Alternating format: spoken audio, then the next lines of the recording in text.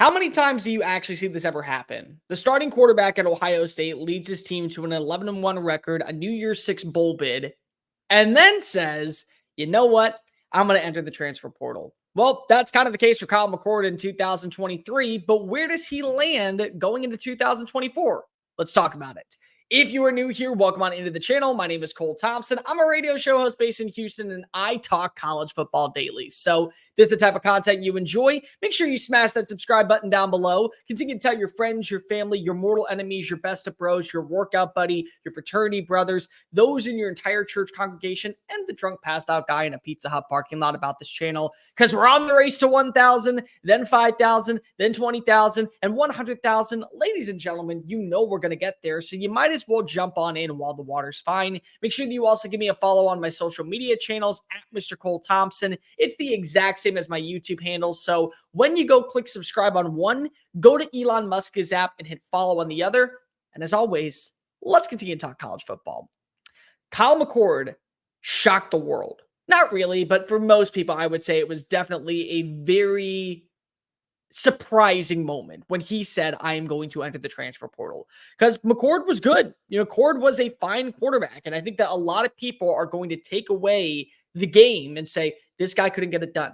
This guy is not qualified to be a starting quarterback in college football. Well, that's a lie. That's 100% a lie. Most teams out there would love to have a Kyle McCord on their roster for 2024, and one team's going to get it.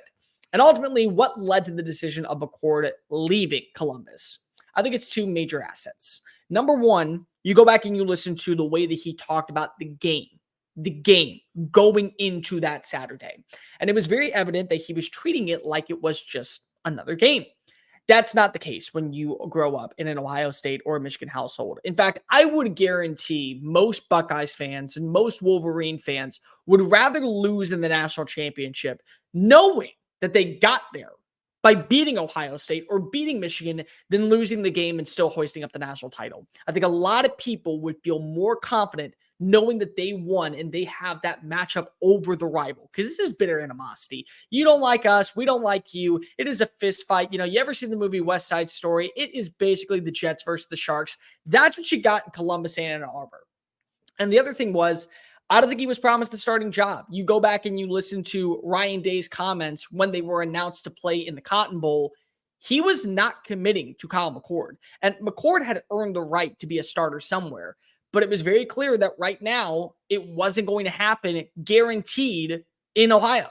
So he has to look at all of his options. And there's going to be a ton of teams out there that would love to add in Kyle McCord. Let's start off with the first one, Miami. Miami lost Tyler Van Dyke to the transfer portal, and they feel like a team that's going to be the Texas of 2024, where you see inconsistent progress in year one, year two, you become bowl eligible, and year three, this is where you erupt. This is where the fireworks start going off. You land players in the transfer portal. You have the right OC. You feel like you have the right coach and the guy that is the perfect culture builder in Coral Gables with Mario Cristobal. Now you got to go ahead and add in the right quarterback. And it feels like McCord, who completed over 64% of his passes, threw for over 3,000 yards, had roughly about 24 touchdowns on the year. This feels like a guy who would absolutely be an upgrade over what you currently have in the locker room. They're going to be aggressive in adding in wide receivers this offseason. So you land a few key pass catchers, you land a few names that can help out on the offensive line. This is a kid who I think would prosper in Coral Gables in the ACC, and maybe would be the reason why we're talking about the Hurricanes being a dark horse to make the college football playoff. Speaking of the ACC, there's another team that I think would be really intriguing to add him, and it's NC State. NC State is losing both MJ Morris and Brennan Armstrong. Armstrong's graduating. He doesn't have any more eligibility left. And MJ Morris was a quarterback that a lot of people thought was going to work in Robert Anae's system, and he really didn't. And they ended up benching him, and then they wanted to go back to him, and he said, no, I want to save my eligibility. So he's in the transfer portal. But Robert Anae is not going anywhere. And the Wolfpack always seemed to be like that middle tier team in the ACC. If you think about it, you got the good teams, you got the Clemsons, and you got the Miamis potentially, and you got the Florida States, and every once in a blue moon, UNC messes around and finds out. But right there at tier 2, middle tier, you're looking at NC State. And they want to elevate their status. They want to be a player in the ACC and in the college football playoff run next year. It would make a lot of sense. They have an up-tempo passing attack. They love to throw the football around. He fits the spreads kind of scheme that they want to run. And you look at what you have going back in terms of a guy such as Kevin Concepcion at wide receiver, get him a qualified quarterback. That's going to be magic in the making. And North Carolina State, NC State, they always land premier talent in the transfer portal. Sometimes it's not always the elite of elite, but they always get good guys. Make a lot of sense for him to go ahead and join in with the Wolfpack. Dave Duran is looking to be a player in 2024. Speaking of players in 2024, let's stay in the Big Ten. Nebraska. Here's a fun stat about Nebraska.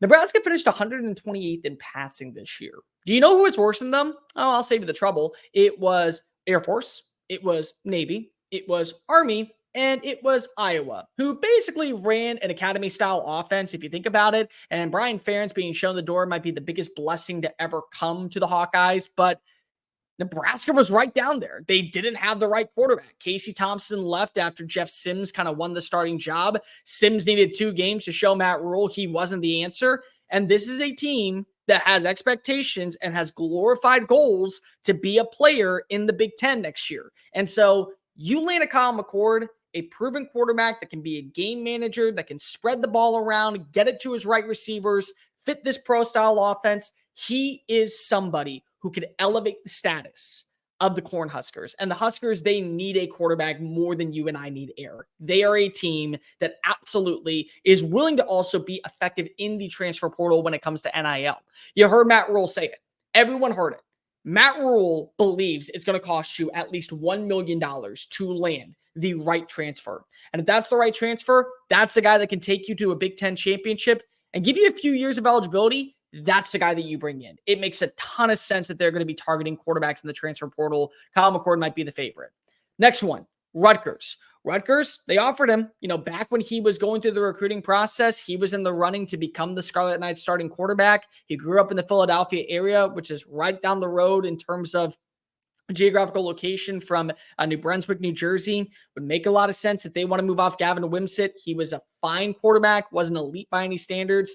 But if you get him in the building, this is a guy who would make a lot of sense in terms of being able to utilize his arm over his legs. This is a guy who would be able to bolster your passing attack. And Rutgers has been a team that's kind of trending upward. They're not ever going to be, I think, the elites of the elites or even really full-time tier 2. But every once in a blue moon, you see a team that's usually tier 3 sneak their way into tier 2 conversations. Maybe that's what you get with Kyle McCord if he joins the Scarlet Knights. Greg Schiano needs a quarterback that can throw it, and this is a guy that makes a lot of sense. And one more team that I would like to monitor, I don't think he probably will go there, but it would make sense just because if you want to be able to utilize your passing attack, Mississippi State. Mississippi State needs a quarterback. They lost Will Rogers. I don't think Mike Wright's the answer. Jeff Lebby wants to implement a brand new style of offense. And one thing that a lot of people get misconceptualized when it comes to the Oklahoma offense, and then when he was at Ole Miss's offense, and even when he was at UCF, they like to run the football. They love passing. They are a team that will probably be 53-47 passing to running, but they still run the football. And if they can get a good running back in the building to pair alongside Kyle McCord, McCord doesn't have to worry about being anything other than a high-tempo game manager. Find the right avenues, click with the right receivers, build, prosper, keep momentum moving, and more importantly, put points on the board in the SEC.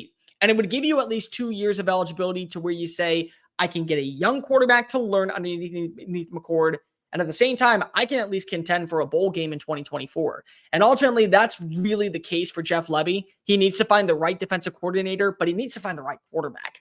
If you land a quarterback in the SEC that can be fundamentally sound and somebody that can elevate your passing attack and not make a lot of mental mistakes, and McCord really didn't outside of a few games here and there, one early in the season, the 2 picks in the game against Michigan.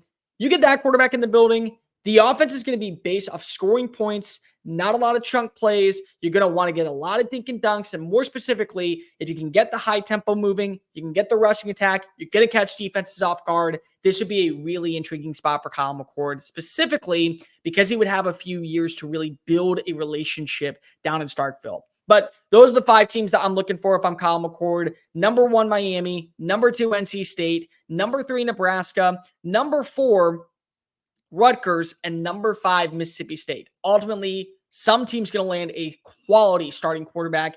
If you don't think Kyle McCord's worth it, I don't know what to tell you. you'd probably want him on your team if you had the same situation that is a really lackluster persona. Thank you so much for watching that video. Don't hit the X button yet. Make sure you hit subscribe to keep up with all of our daily content found on Just Saying It and anything else that we post on this channel. Bye.